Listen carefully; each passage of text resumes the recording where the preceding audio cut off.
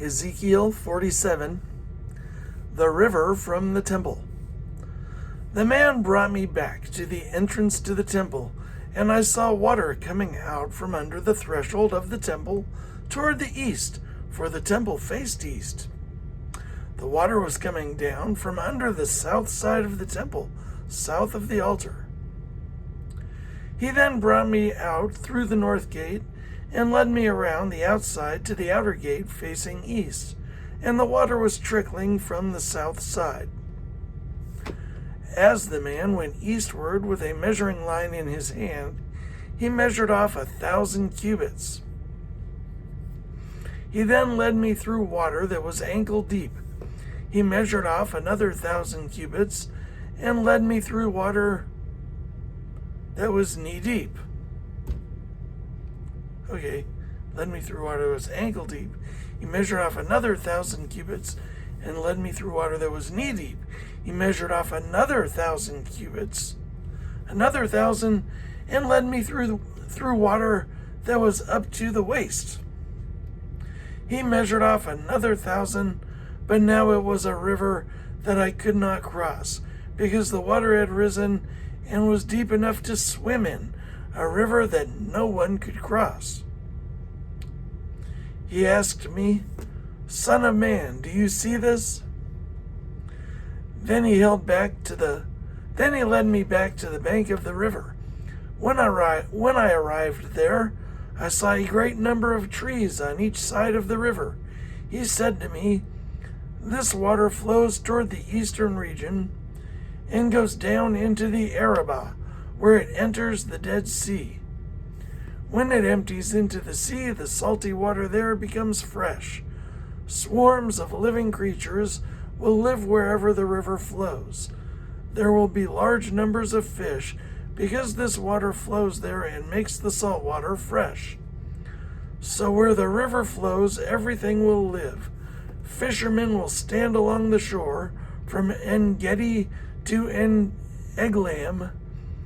There will be places for spreading nets.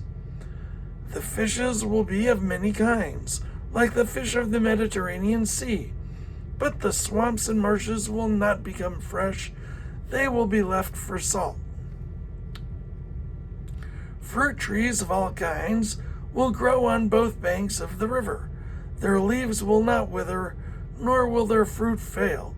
Every month they will bear fruit, because the water from the sanctuary flows to them. Their fruit will serve for food, and their leaves for healing." The boundaries of the land. This is what the Sovereign Lord says. "These are the boundaries of the land that you will divide among the 12 tribes of Israel as their inheritance, with 2 portions for Joseph. You are to divide it equally among them, because I swore with uplifted hand to give it to your ancestors. This land will become your inheritance. This is to be the boundary of the land. On the north side, it will run from the Mediterranean Sea by the Hethlon road, past Lebo Hamath to Zedad, Berothah, and Sibraim, which lies on the border between Damascus and Hamath, as far as Hazer Hadakon, which is on the border of Haran. The boundary will extend from the sea to Hazar Enon, along the northern border of Damascus, with the border of Hamath to the north. This will be the northern boundary.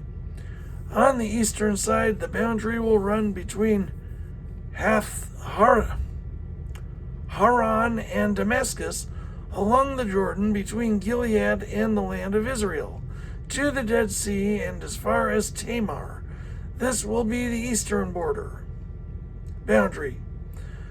On the south side, it will run from Tamar as far as the waters of Meribah Kadesh, then along the Wadi of Egypt to the Mediterranean Sea. This will be the southern boundary. On the west side, the Mediterranean Sea will be the boundary to a point opposite Lebo Hamath. This will be the western boundary. You are to distribute this land among yourselves according to the tribes of Israel. You are to allot it as an inheritance for yourselves and for the foreigners residing among you and who have children. You are to consider them as native-born Israelites. Along with you, they are to be allotted an inheritance among the tribes of Israel. In whatever tribe a foreigner resides, there you are to give them their inheritance, declares the sovereign Lord.